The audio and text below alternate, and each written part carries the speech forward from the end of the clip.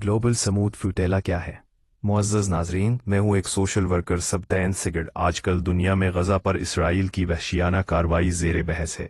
गज़ा के मुहासरे को ख़त्म करने के लिए एक कारवान गज़ा की तरफ गामज़न है जिसका नाम है ग्लोबल समूद फ्लूटेला। आइए जानते हैं ये ग्लोबल समूद फ्लूटेला क्या है। ग्लोबल समूद फ्लूटेला, ग्लोबल फ्रीडम फ्लूटेला, एक बैनुल-अक़वामी तहरीक और कारवां है जिसमें मुख्तलिफ ममालिक के कारकुनान, इंसानी हकूक़ के हामी, सहाफ़ी और रज़ाकार शामिल होते हैं। इसका मकसद बिलखुसूस गज़ा की पट्टी पर इसराइली मुहासरे को तोड़ना और वहाँ के अवाम को इंसान दोस्त इमदाद पहुँचाना होता है।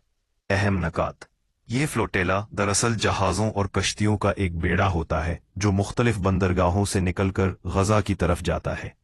इसका बुनियादी हदफ ये पैगाम देना है कि गज़ा का मुहासरा गैर इंसानी और गैर कानूनी है।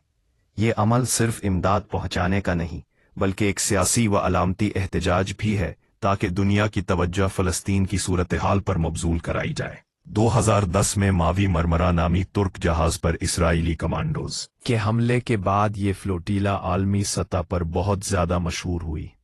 यानी ग्लोबल समूद फ्लोटीला एक अलामती और अमली कोशिश है जो फ़लस्तीनियों के साथ इजहार यकजहती और इसराइली मुहासरे के खिलाफ एहतजाज के तौर पर समझी जाती है। ताज़ा तरीन पेशरफ्त: ड्रोन हमले और धमाके। फ्लोटीला के शरका ने दावा किया है कि बैनुल-अक़वामी पानियों में उनकी कश्तियों पर मुतअद्दिद ड्रोन हमले किए गए जिनमें धमाके, कम शनाख्ती अशिया का फेंकना और कम्युनिकेशन निज़ाम को जाम करना शामिल है।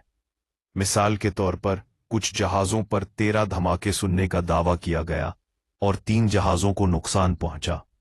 कम्युनिकेशन की मदाखलत: फ्लोटीला के मुताबिक उनके रेडियो राब्ते ब्लॉक किए गए और दीगर मवासलाती आलात पर पाबंदियां आयद की गईं। यूरोपीय मुल्कों का मुदाखलत और ताउन: इटली ने फ्लोटीला को मुआवनत देने के लिए एक जंगी जहाज भेजा है ताकि वहां सवार इटालियन शहरियों की हिफाजत की जाए।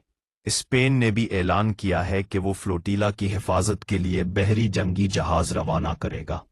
फ्लोटीला का मकसद और तंजीम: फ्लोटीला का मकसद गज़ा के मुहासरे को तोड़ना और वहां इमदाद पहुंचाना है। ये ग्लोबल सुमुद फ्लोटिल्ला या ग्लोबल फ्रीडम फ्लोटिल्ला के नाम से जानी जाती है। तंजीम कुनंदगान का कहना है कि यह मुहिम अलामती और अमली दोनों है। बैनुल-अक़वामी तवज्जो खींचना और इंसानी हमदर्दी का पैगाम देना भी इसका हिस्सा है। अंदाज़ों और मुबाहिस: इसराइल मुहासरे का जवाब जारी रखता है कि वो जंग की सूरत हाल के तहत इसको कानूनी करार देता है, जबकि फ्लोटिल्ला के शरका इसे गैर कानूनी और गैर इंसानी करार देते हैं। कई बैनुल-अक़वामी अदारे और रियासतें इस मामले पर तफ्तीश और वजाहत की अपील कर रही हैं। दीगर मुहिम्मात का पस मंज़र: 2025 में दीगर फ्लोटिल्ला मुहिम्मात भी सामने आई, जैसे कि हंदाला नामी जहाज जो गुज़श्ता मुहिम्मात में गज़ा तक पहुंचाने की कोशिश में था और उस पर इसराइली अफवाज ने कार्रवाई की थी। मुमकिना नताइज: गज़ा तक रसाई या नाकामी। अगर फ्लोटिल्ला गज़ा पहुंचने में कामयाब हो जाती है तो ये इसराइली मुहासरे के खिलाफ एक बड़ी अलामती फतह होगी।